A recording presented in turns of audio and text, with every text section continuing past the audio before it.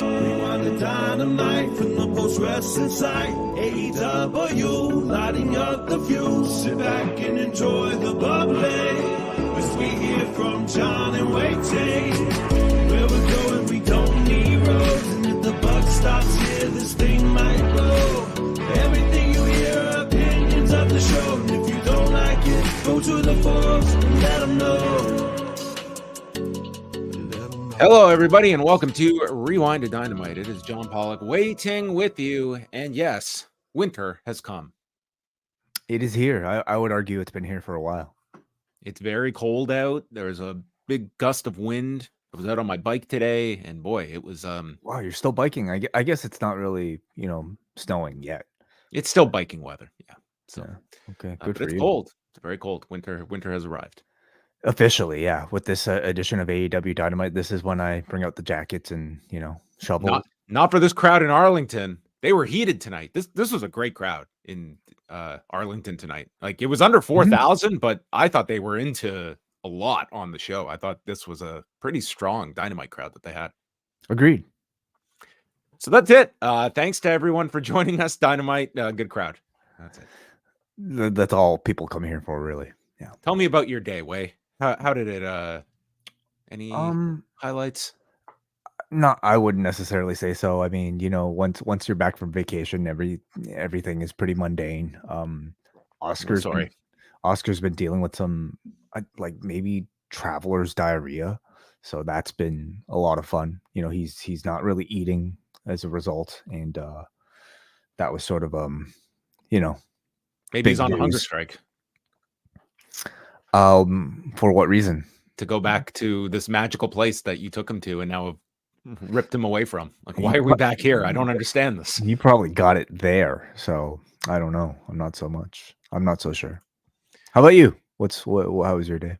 My day was a roller coaster. So started off very nice. I had breakfast with our pal WH. So that was nice. You? Caught up with him. Yes, went to a nice spot. And then my Max had to stay home sick from school today.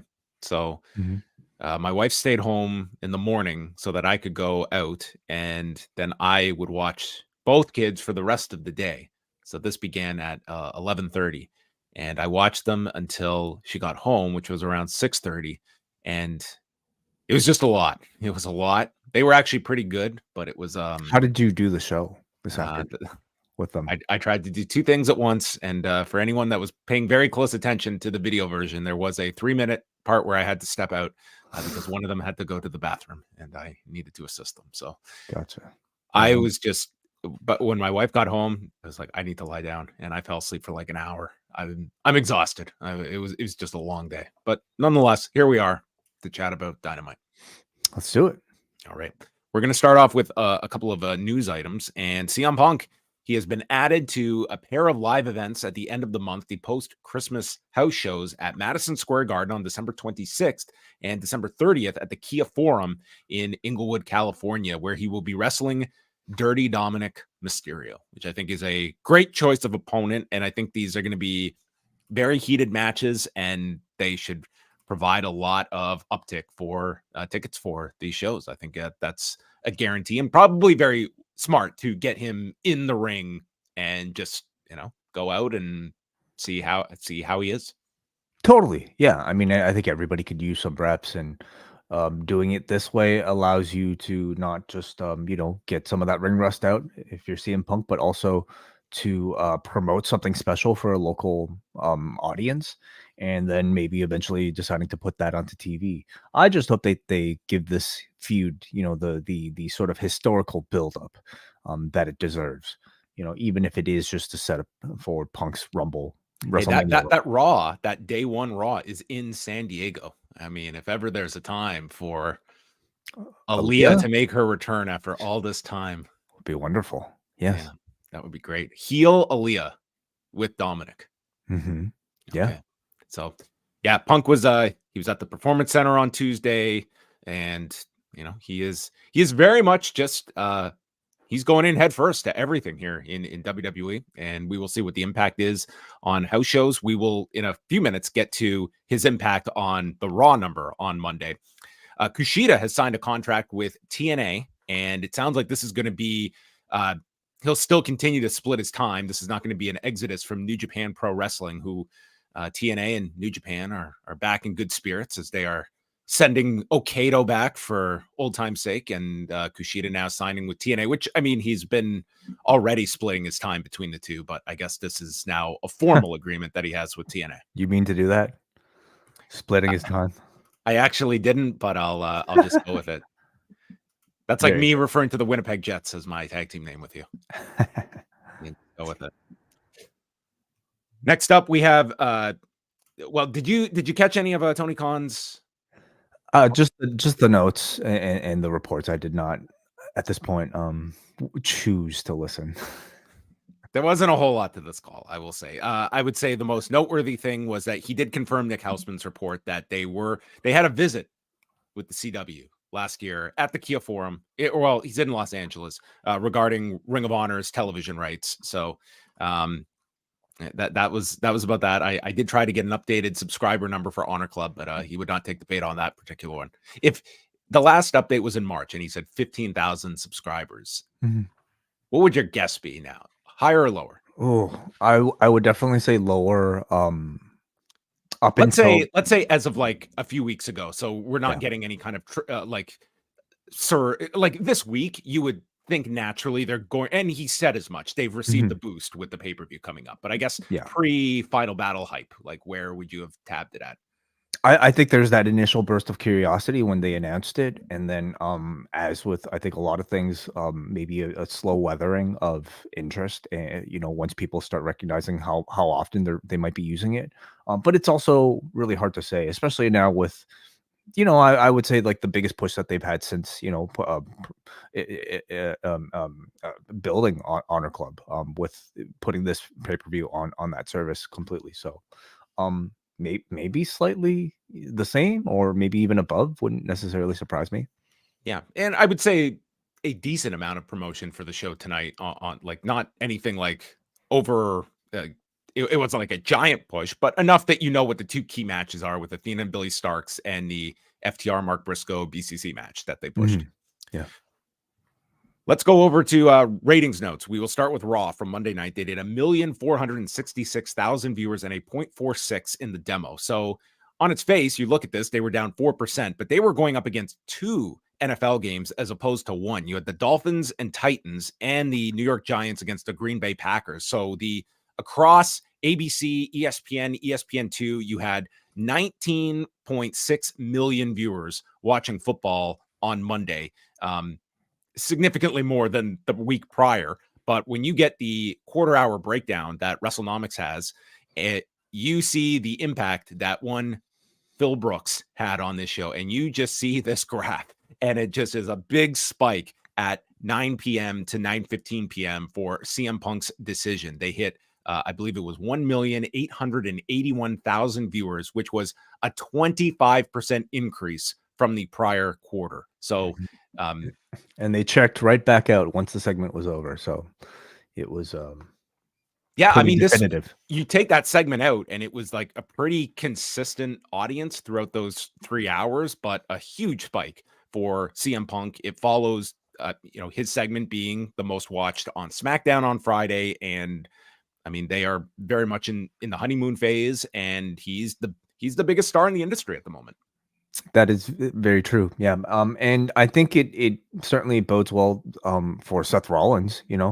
It certainly helps that that segment happened to feature maybe his best promo of his entire career, and it's made this feud feel like it's one of the hottest things heading into WrestleMania season. So they had a great audience and they took full advantage of it.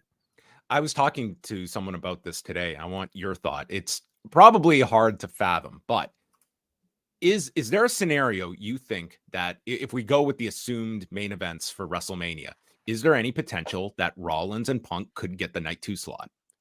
Or do you think it is preordained that it would be Roman Reigns will be in that slot and no amount of momentum will affect that? I think it's pretty safe that Roman would be in that spot, regardless of who his opponent is. I mean, yes, if it's Dwayne, for sure, it's going to be night 2. But even if it's Cody, it's the more long-term story. Even up until this point, I would argue maybe it's the one that has the most interest. It's the more prestigious championship. So for all those reasons, unless something drastic happens,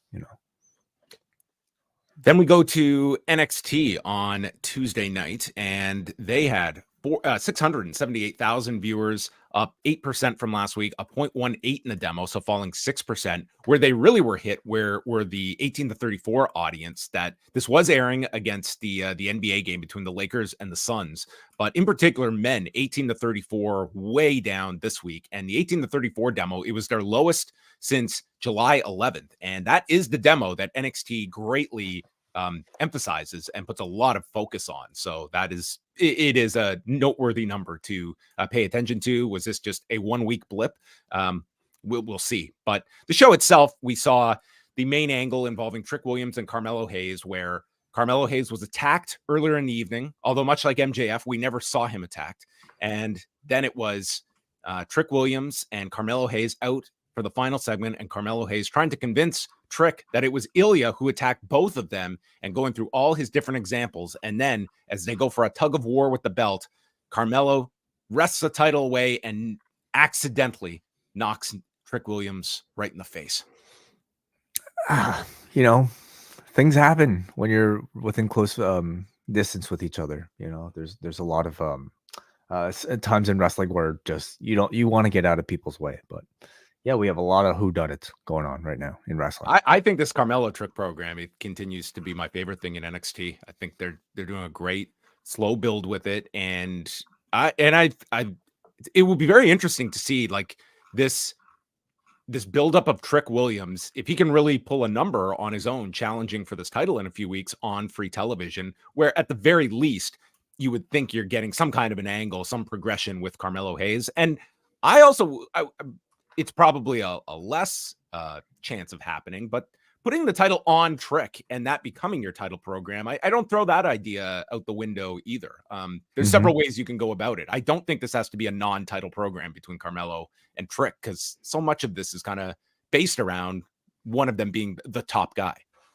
Agreed. Yeah, he very much right now feels like next in line. I mean, Dragunov, I'm sure it still has a long ways to go to establish like a really great run, but I mean, Trick feels like he's an incredibly hot prospect right now that they're just kind of gearing up for that spot, that world champion level spot. So we'll see what they do.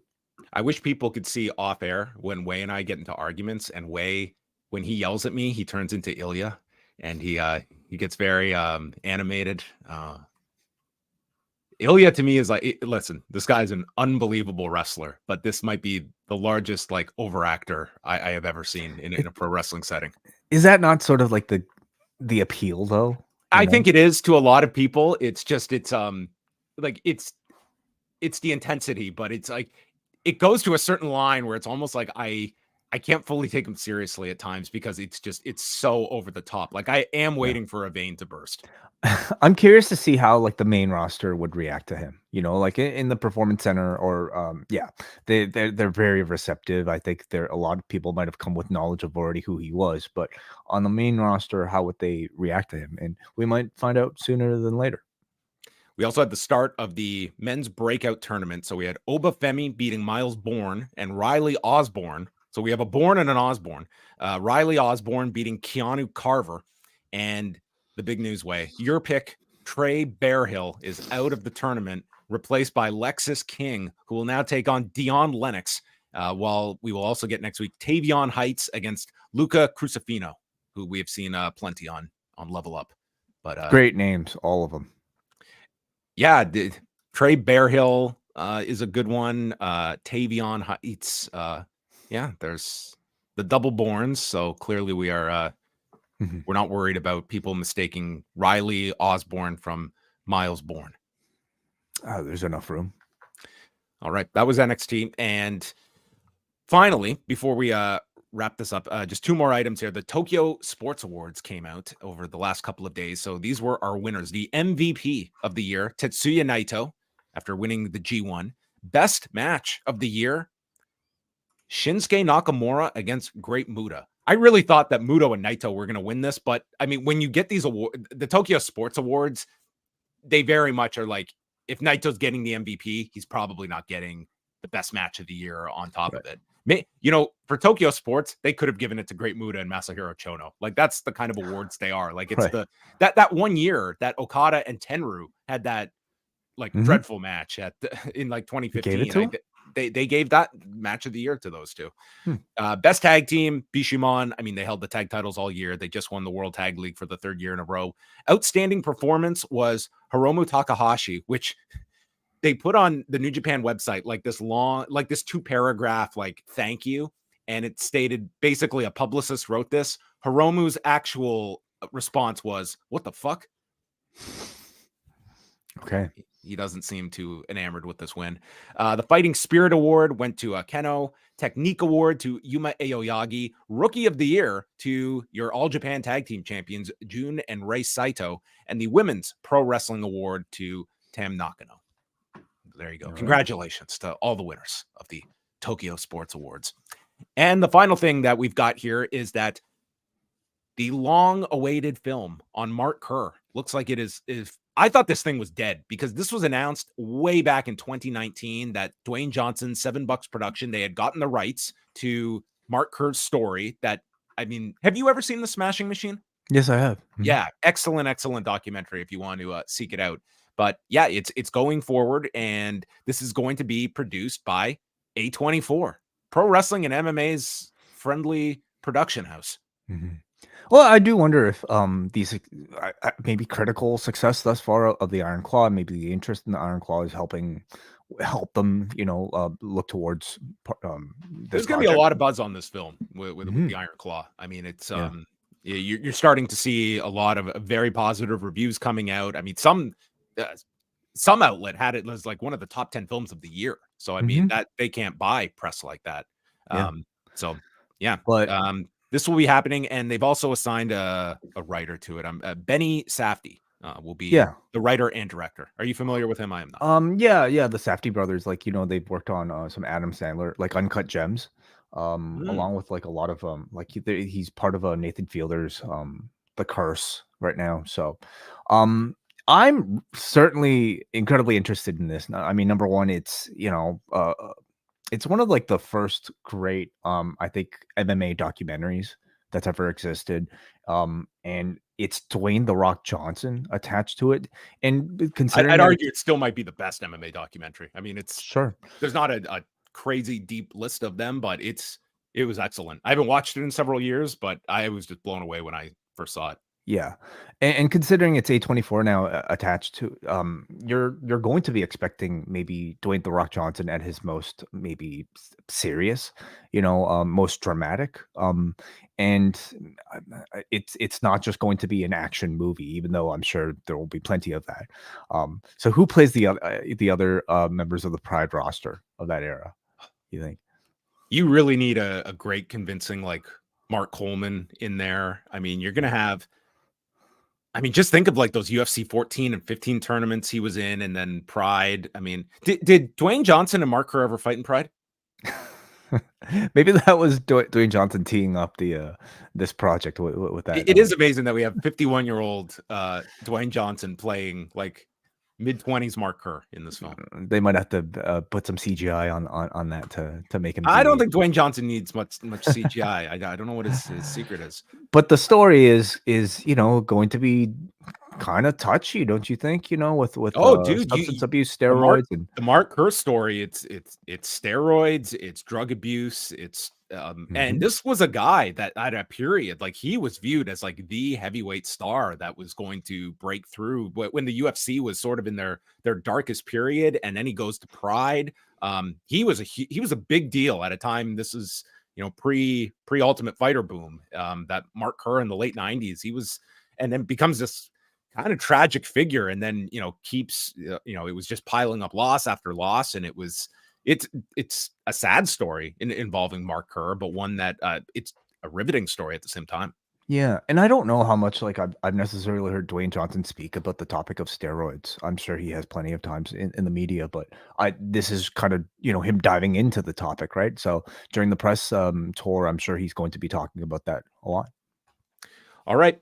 All of your news can be found at postwrestling.com, and we're going to be moving on over to Dynamite, but want to let everyone know that Thursday we have Rewind-A-Way coming your way, as we are going to be chatting the Ultimate Fighter Season 1 from 2005. We're going to review the first 3 episodes where one man is eliminated via his ability to lift the couch, and we will find out the early days of the Ultimate Fighter. Dude, I really want to like assess this way from if this came along. It's impossible. You can't ask if this came along today because this was totally time and place. But yeah, this is the famous shot of they did a updated version of this a few years ago when they were with the members all these years later, and compared to they even got Diego to do the splits at the front. But yes, we will chat about the 3 first episodes and the finale fight between Forrest Griffin and Stephan Bonner. I've got a ton of notes on this time and interesting stuff to dive into.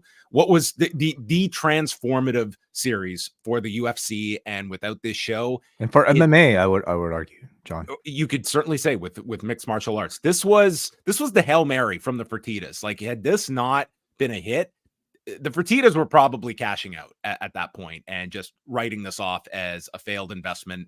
And who knows what would have been of the UFC if it would have been, you had Dan Lambert, who back in the day had an interest in it, but never running it at the level that the Fertittas and Dana planned it to be. Like, this could have been the end of the UFC. They had to pay for this entire show to get onto Spike TV, and there weren't any other suitors that wanted this. Yeah. I'm very much looking forward to talking about this. I mean, it just really takes me back at a time where I was a pretty disenfranchised WWE wrestling fan, and this reality show featuring this brand new sport that was also kind of like wrestling, but not exactly, but yet had all the elements that I was missing out of my professional wrestling viewing. There's a lot to talk about, so looking forward to it. Yes.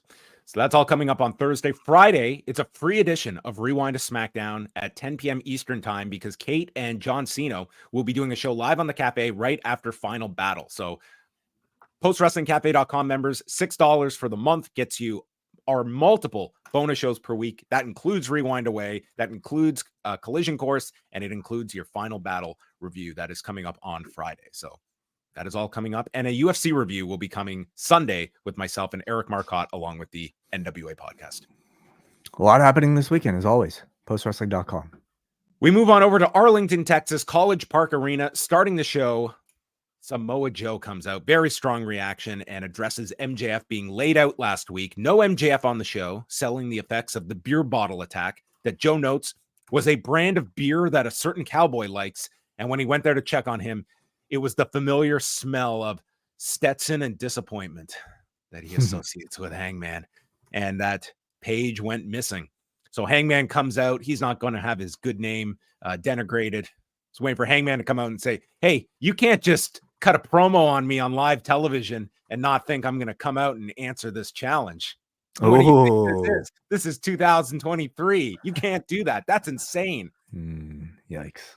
So Hangman doesn't care about any of this devil stuff, doesn't care about the bromance or this game of Clue. Joe says, I'm not out here playing detective. I've made up my mind. I'm here as an executioner. And the crowd goes, ooh, he's going to kill him. And then we hear Samoa.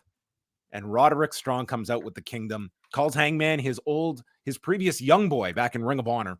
And that his case is that MJF is the devil, because the devil and his masked men never attacked MJF.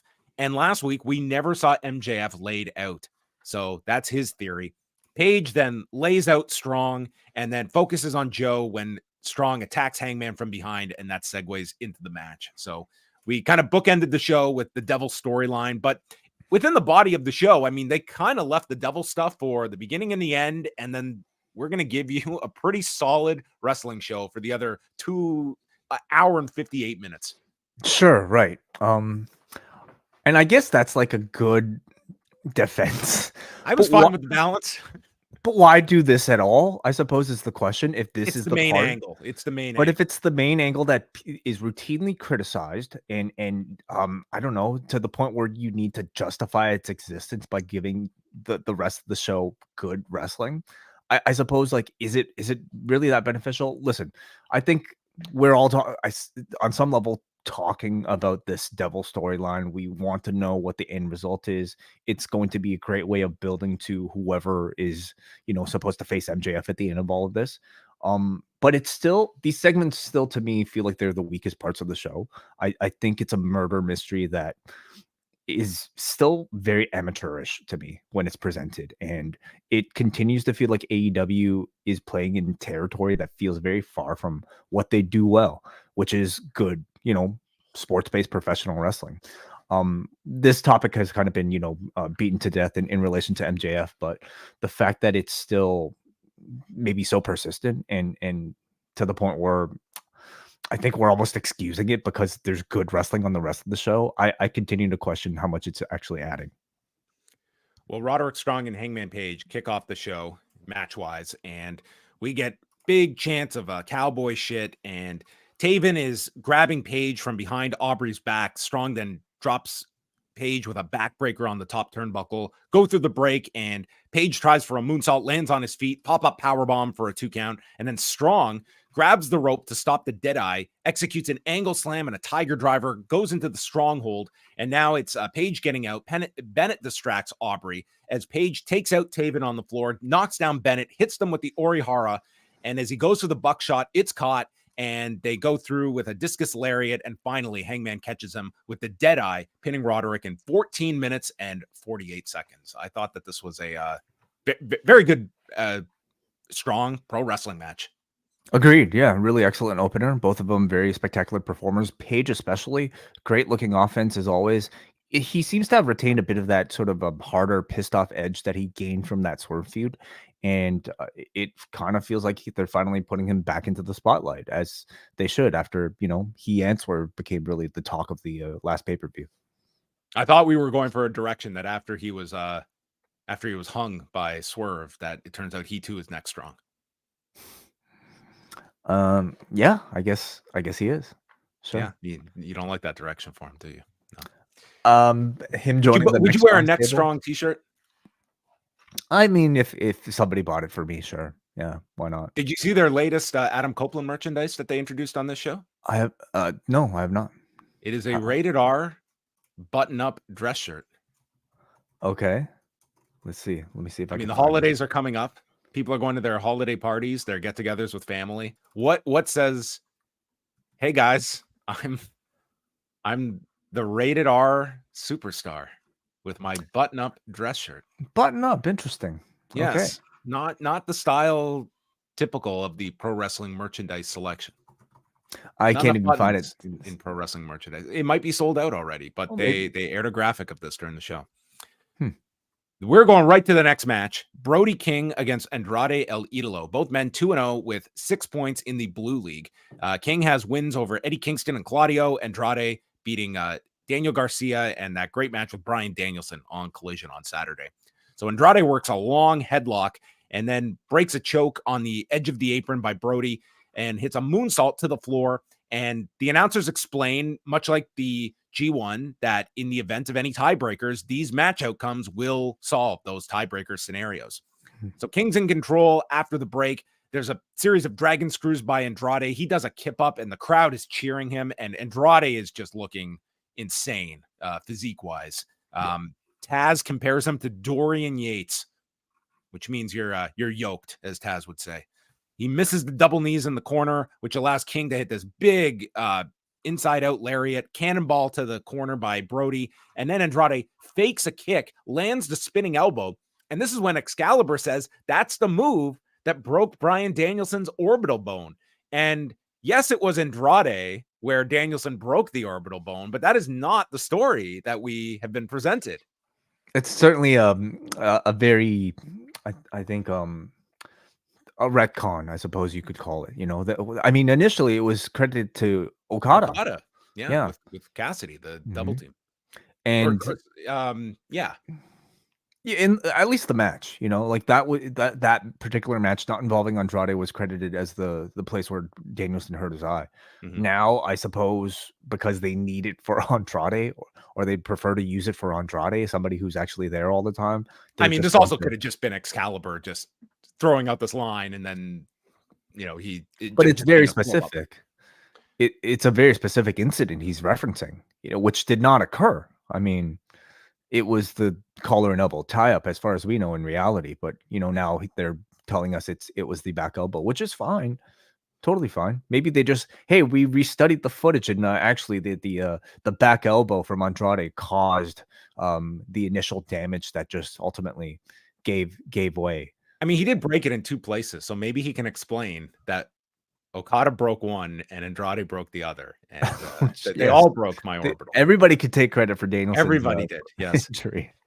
So they fight on the top turnbuckle, and the top of the steel on the turnbuckle is exposed, and Brody takes a DDT onto the steel, and he is hit with the hammerlock DDT, and Andrade pins Brody King in 14 minutes and 45 seconds. Chris Sampson noting that this was the first singles pinfall loss for Brody King ever in AEW. Oh, interesting. Very interesting. I thought, yeah, a really excellent match here. Andrade has really been looking awesome, both in ring and I suppose in the gym. Look at this dude. Dude, wait Holy. till you see Zac Efron in the Iron Claw, okay? When you see Oh, what this really? guy did to himself, I mean, it's just like, what happened?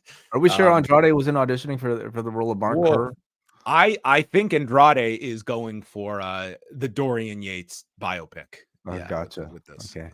Well, he looks fantastic, and it's certainly, I mean, uh, it's not impacted his in-ring style at all. The man arguably is as good as ever. And this tournament has really shown it, along with Brody King, who I think has also really stood out in this tournament. Renee is in the back with Kevin Marshall and Ross Von Erich, and Kevin loves AEW. He's got so many friends here, and with that, the best friends walk in. Orange Cassidy, Danhausen, and Trent enter, and Orange says he needs some backup on Rampage, so Marshall and Ross are going to team with Orange on Rampage, and then they all put their hand in, and we got to have Orange Cassidy and Kevin Von Erich have a moment here on television. So they did not bring them in front of the live crowd, but they're saving that for Rampage, which is fine because, dude, there was so much on this show that even with the overrun they had announced, I was like, are they going to fit everything into this particular show? Like, they were not wasting any time.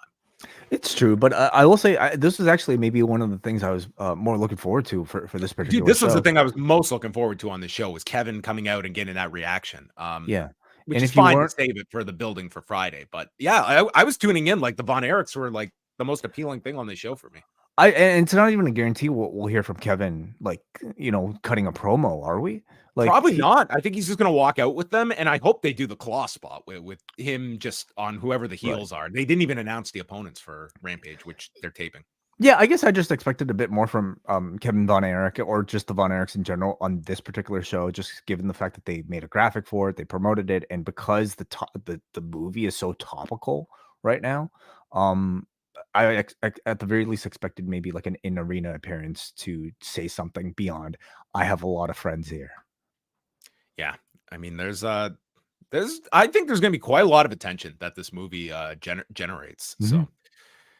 Kenny Omega and Chris Jericho come out, the Golden Jets, and they replay the attack from Full Gear, after Full Gear, with Starks and Big Bill after the press conference, and Bill attacking Omega after he beat Ethan Page on Collision, and the crowd is chanting Golden Jets, which Jericho notes that's the first time we've ever heard that chant, and Jericho says that he nearly had his elbow dislocated. He's got a big brace on his right elbow, and calls out Starks and Big Bill. Starks comes out and explains that I don't have a problem with Omega, but Jericho, you sucked the life out of everything. Look what you did to the Inner Circle. Look what you did to the JAS. Bill says no one would be surprised if Jericho attacked Omega out of nowhere. And Omega says, you think I don't trust Jericho? Of course I don't trust him. Hey, does anyone remember the Firm?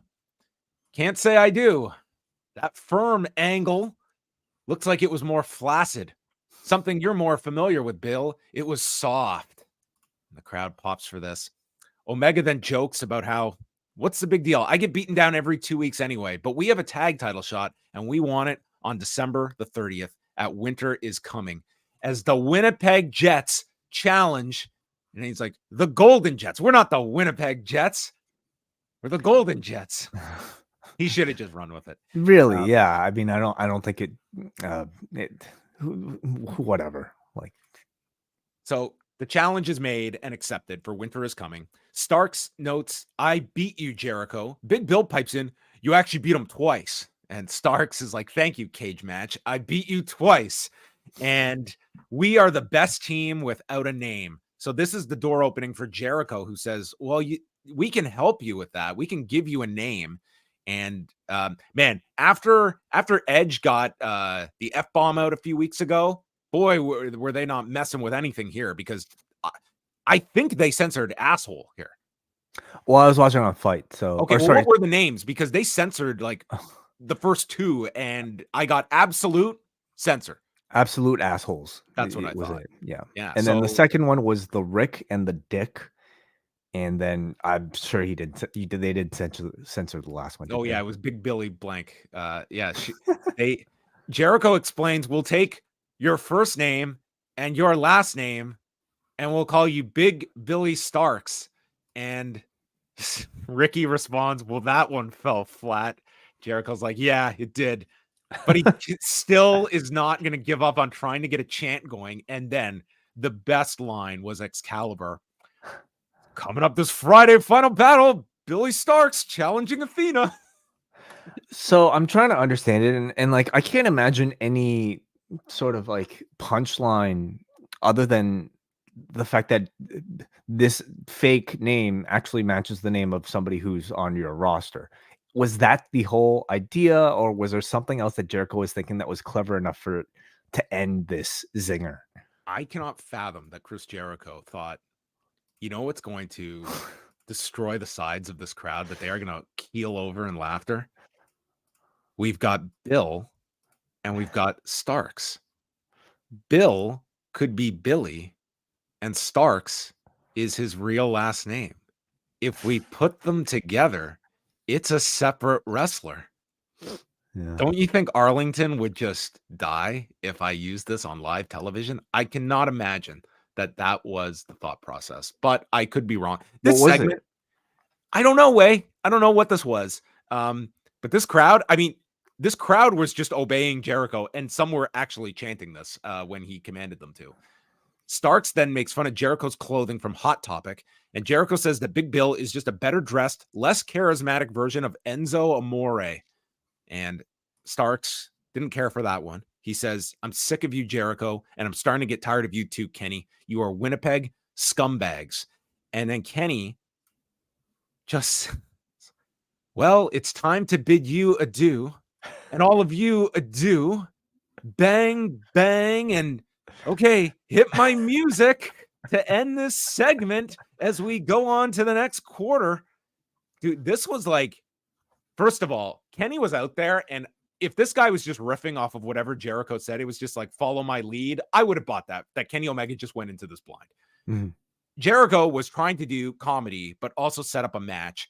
Ricky Starks is like, all of this, like, I saw a lot of people that like this, and it was like, it was so random and weird that I can't say I was not entertained by some of this, but it was just all over the place. Like there were things that were just totally missing, but they were like having fun with it.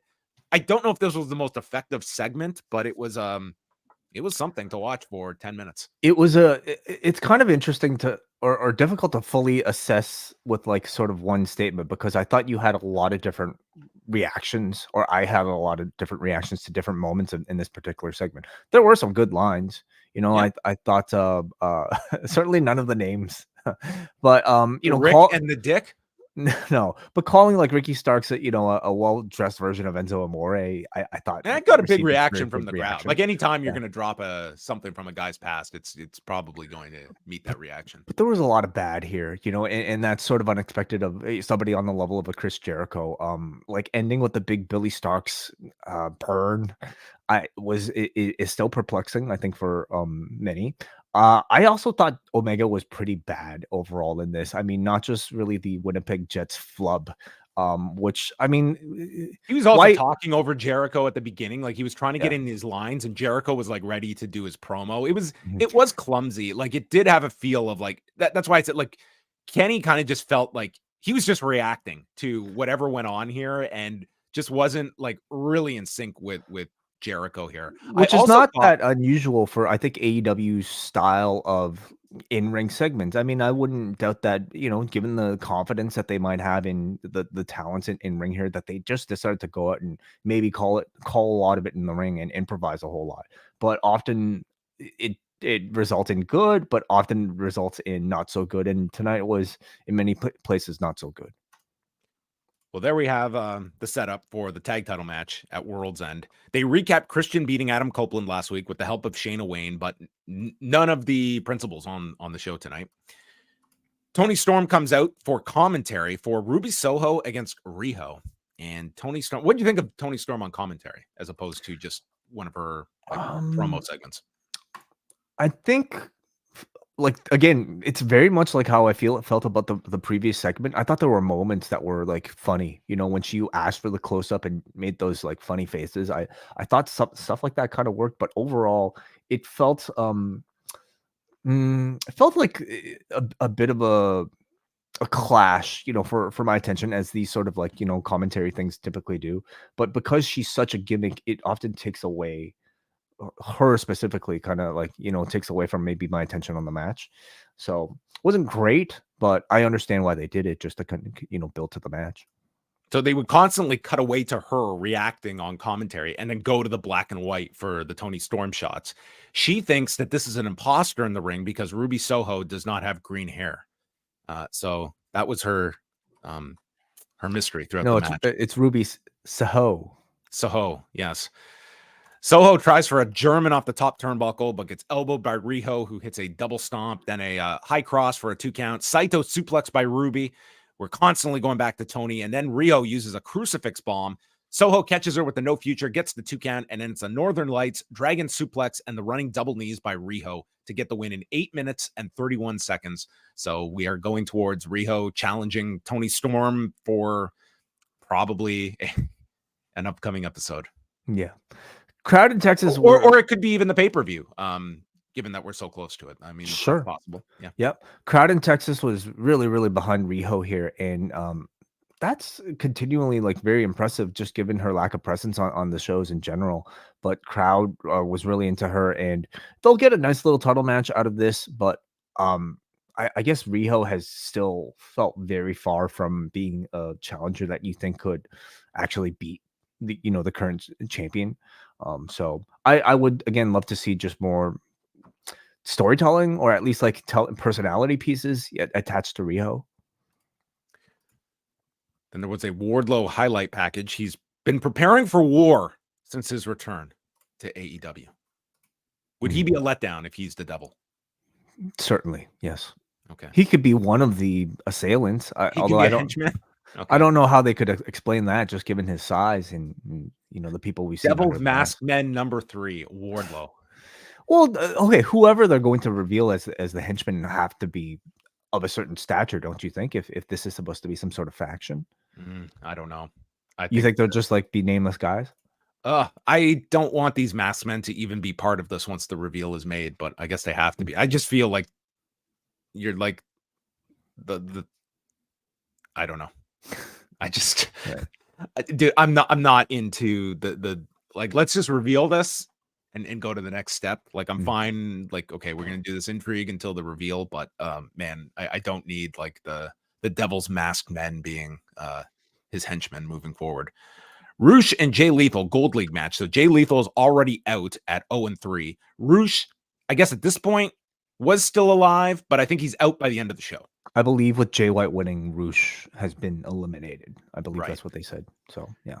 Roosh had his left quad all taped up, and this one only went 4.5 minutes. Lethal combination, and then goes for the figure 4 onto Roosh, but Roosh cradles, catches Lethal with a belly-to-belly into the corner, and goes for the bull's horns that Lethal stops with a super kick, and then Roosh catches the lethal injection and applies a choke, and Lethal taps out at 4:31, and Roosh won't release it at first, and then does. So he goes to 6 points, but after the next match, he would be eliminated.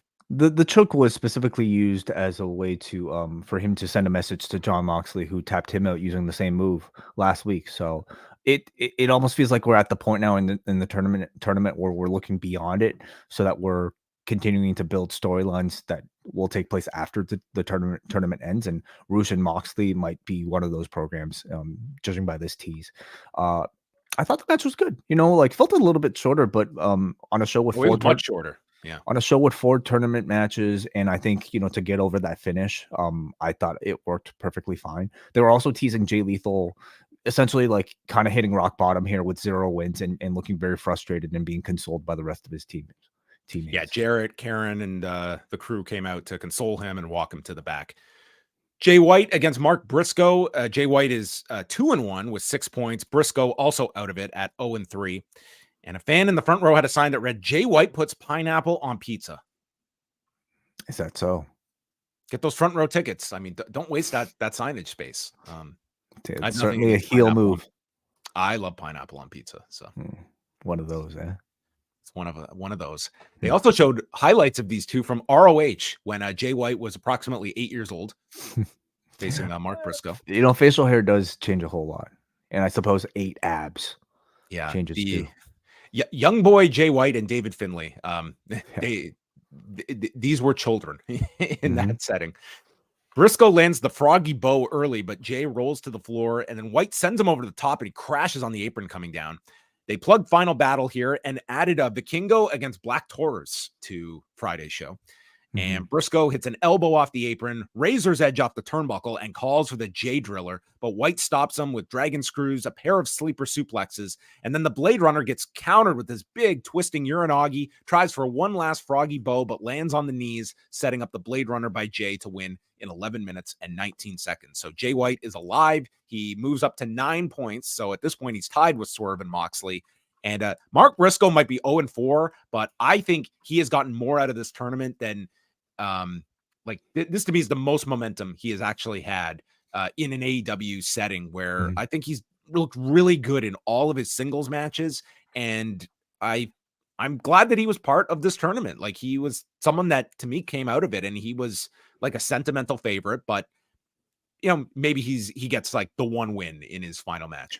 Yeah, Nathan here is mentioning Lethal versus Briscoe for their only victory should be pretty heated, and of course that's also a rematch from the Jay Briscoe tribute. So that totally feels like the storyline that they'll be going for.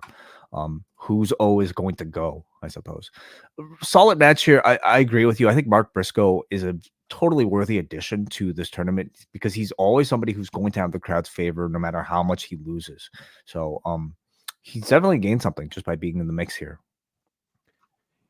So then we move on over to a video for the BCC against FTR and Mark Briscoe for Friday, and announced for Rampage. We know that Orange Cassidy will team with the Von Erichs, and in Collision, the Blue League matches have Andrade El Idolo against Claudio Castagnoli, Eddie Kingston against Daniel Garcia, and Brody King against Bryan Danielson on Saturday.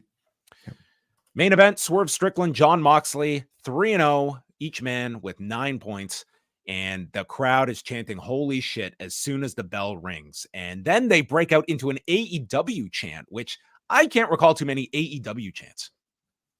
No, really? Maybe I just don't notice them that much, but yeah. I've never noticed. I'm sure they have occurred, but yeah, so they were very heated at the beginning here. And we see Swerve with a DDT off the ropes. Then Moxley hits a pile driver and ends up yanking the ring skirt between the legs of Swerve and applies a hammerlock to ram Swerve's injured shoulder, which is taped up into the steps. And then Moxley destroys this shoulder throughout the picture-in-picture. Swerve then rolls right into a cutter from Moxley. Moxley hits a gotch-style pile driver, and it's Swerve who stops the momentum with a rolling flatliner.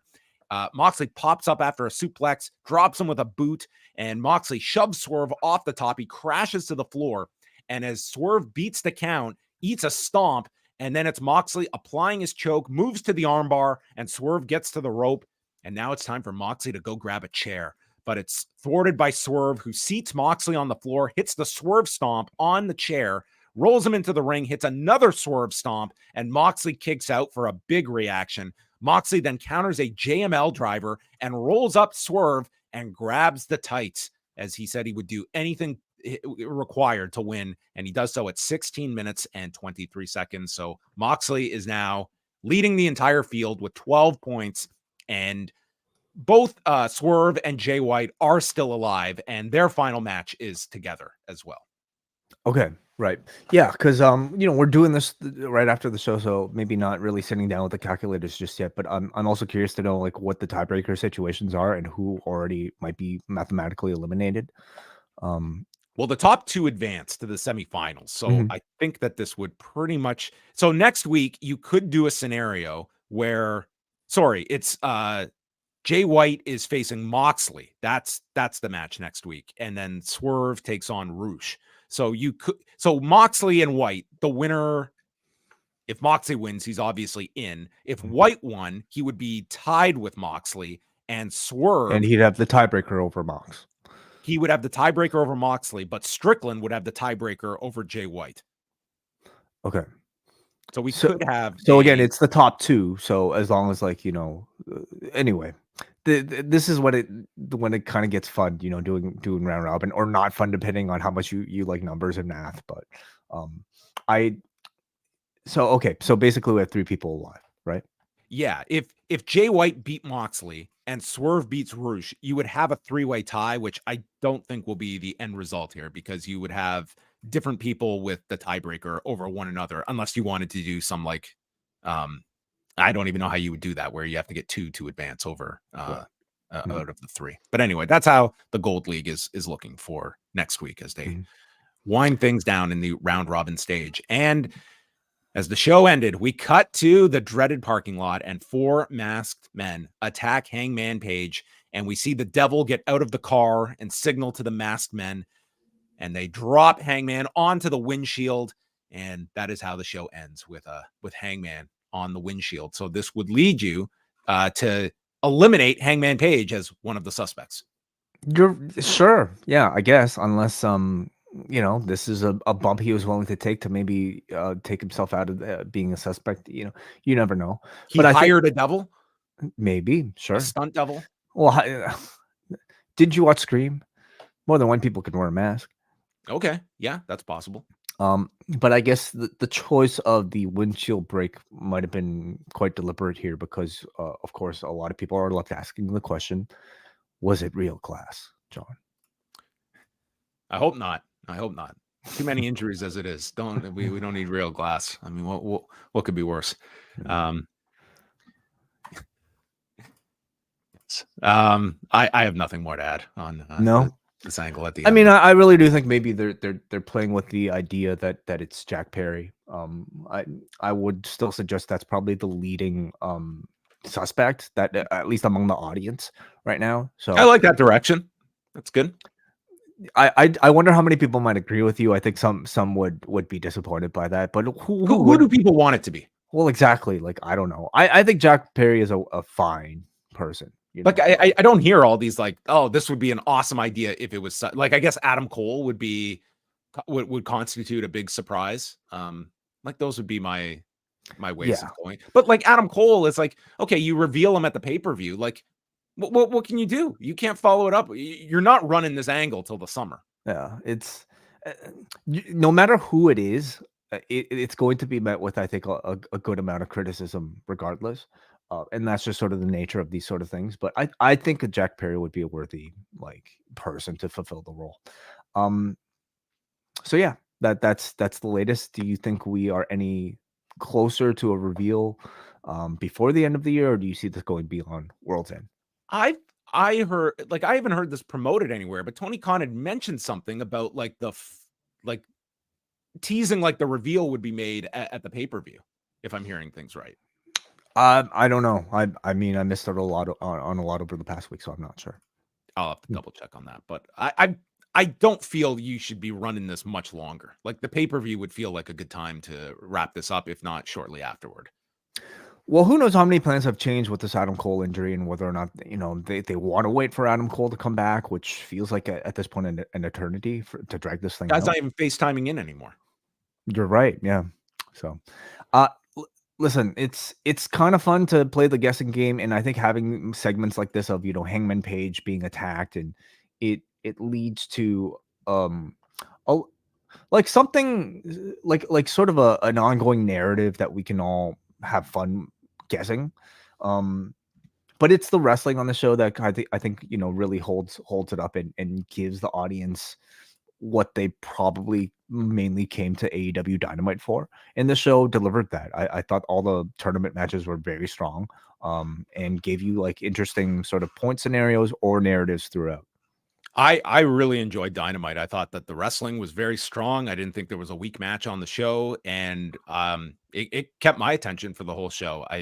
You had like a bit of a breakup there with the Golden Jets segment, and then right Which back was to, not necessarily great, but still it was interesting, and I think and at some its people core, it liked was like your angle to set up a significant match on the pay-per-view as well. But like this was just, and you had like a really intriguing main event that I think people were genuinely invested in with Moxley and Swerve, as you could see. Like, and again, this crowd, I can't say it enough. I thought they were a really great crowd that was very reminiscent of other AEW shows where it might not be 10,000 people, but 3,500, they really sounded it. And Mhm. I thought they elevated a lot too by just the fact they were not sitting on their hands for that that Golden Jets promo. Like they were into the guys and the insults, and it worked to a pretty good degree inside the building.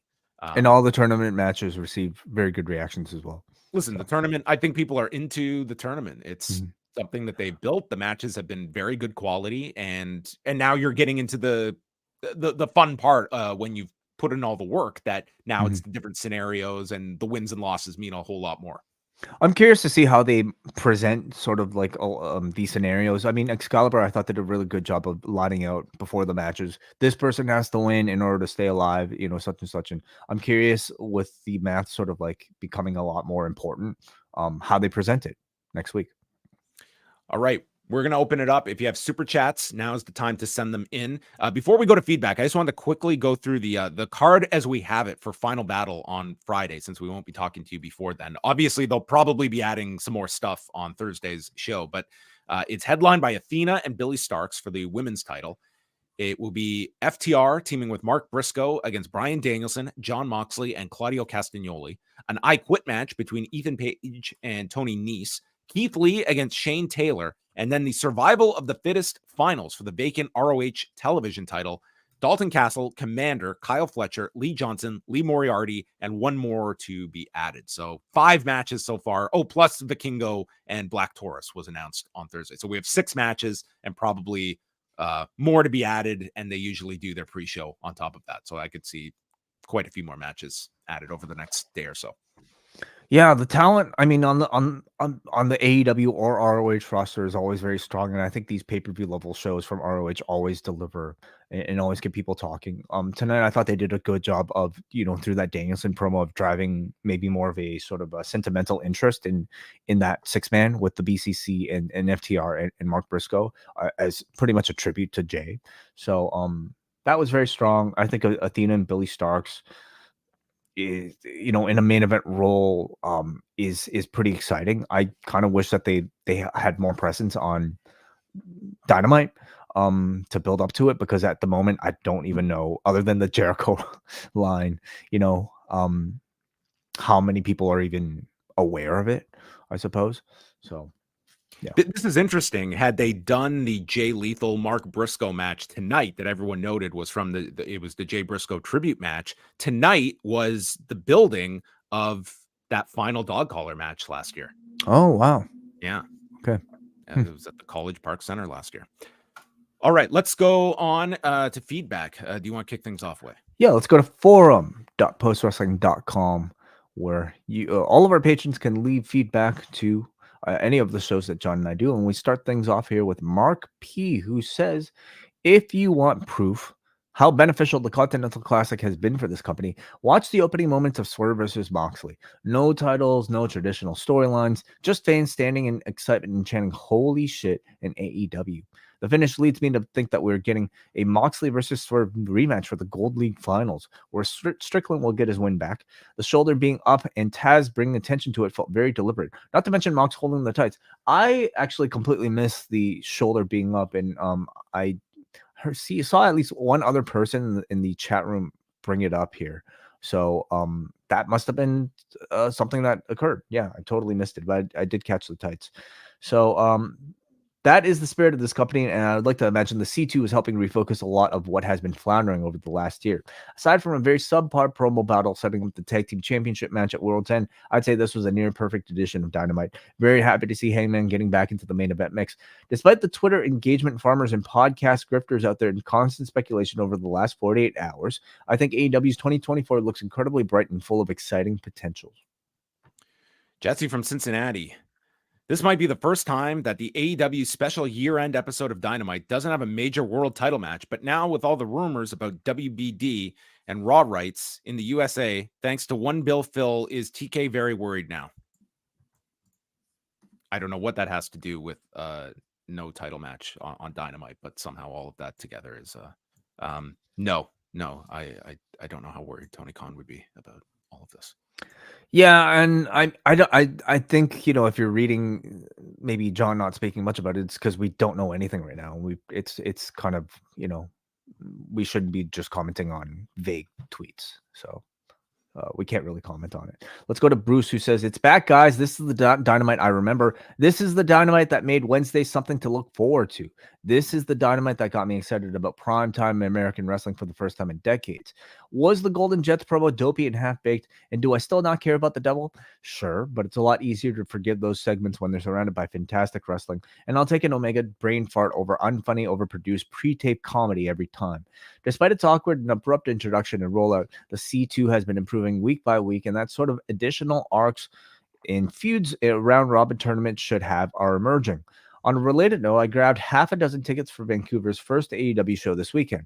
A lot more of my casual viewing friends were up for going to that show than when tickets went on sale for Wrestle Dream.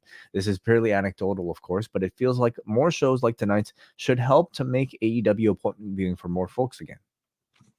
That's right. And they've got the Revolution tickets they were mentioning going on sale. So the Sting retirement on this week as well. So that's going to be interesting, especially for a market like Greensboro, to see what the response is for that.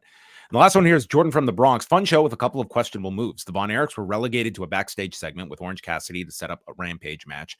The Golden Jets promo was not for me. No Christian Copeland fallout at all. The show was pretty loaded with matches, and the non-wrestling segments were not inspiring. Okay, well, here would be the question is like, what would you have cut from this show if you were trying to fit all of this in? No, nothing. I mean, you had a lot of tournament matches and storyline that was more important. I guess I just wouldn't have announced the Von Erichs beforehand. You announce them for Rampage, fine, but no need to announce them to get people's hopes up before because you didn't deliver anything. Well, I think it's more for I would think of it's more of the people in the building to really see the Von Erichs. It's not like they're depriving them of that. But yeah, if you were tuning in tonight for the Von Erichs, yeah, I could see you being underwhelmed and you have to wait till Friday. But as for all of the wrestling, all of the matches were fun. Swerve and Moxley had big match energy. The tournament has done wonders for Swerve, Brody, King, and Roosh. My prediction is that Swerve and Moxley rematch in the block finals with Swerve getting his lick back. The blue side, I can see Eddie Kingston coming back and winning the block against Andrade in the finals. So let me do this. If Swerve wins next week against Roosh, Moxley could lose to Jay White. But again, then we would have a three-way tie. Because if Moxley wins his match, well, he's first. So yeah, you could do Moxley could beat Jay White, Swerve beats Roosh, and then there's still 1-2, and then they would meet in the semifinals. So that's how you would get to that scenario. That's very possible. Sure. Yeah. All right. There you have it, everybody. You can start all your scenarios to map out between now and December the 30th. But thanks for the feedback. Before we get on out of here, want to plug the jingle contest that is open. Our Christmas show is going to be dropping on Christmas Eve, December the 24th. And if you go to forum.postwrestling.com, all of the instructions to submit your Christmas jingle are there. We ask for them to preferably be under 2 minutes and copyright-free music, but you can send them, just post them on the thread, or you can email it to us, and we will play them on the show. We will judge all of the submissions and announce the winner of the 2023 Christmas show contest. Very big show coming everyone's way on Christmas Eve. Yeah, we're getting set to maybe record some of it starting next week. So very exciting, very busy here in the post-wrestling North Pole. That's it. The North Pole of the post-wrestling community. That's it for us on Thursday. What's coming up on Thursday, Way? Rewind-A-Way. Have you started The Ultimate Fighter?